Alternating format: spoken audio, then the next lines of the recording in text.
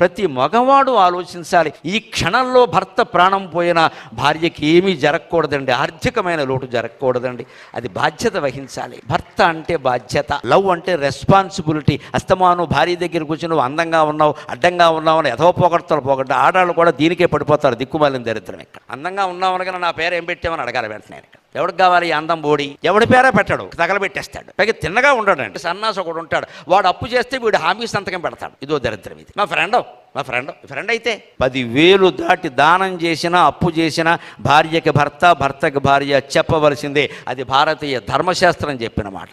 మనకు హక్కు లేదండి ఎవరికి. నువ్వు ఎంత సంపాదించినా సరే, భార్య అయినా సరే, భర్త అయినా సరే, 10,000 దాటి అప్పు కాదు దానం చేసినా సరే చెప్పాల్సిందే. వాళ్ళు చేయొద్దు అంటే మానేయవలసిందే. వాళ్ళని ఒప్పించే వరకు ఉండాల్సిందే. ఆ ఇంట్లో చెబితే చేయనివ్వరండి, మానయ్య. ఎందుకు చెప్పారు? నీకు క్షేమం కోరి చెప్పారు, ఆమె ఒప్పించు. అయితే మానయ్య. మన పౌరుషాల కోసం వేదికల మీద మన పేర్లు చదవడం కోసం విరాళాలు ఇస్తూ పోతే రేపొద్దున ఈవిడేం చేయాలండి?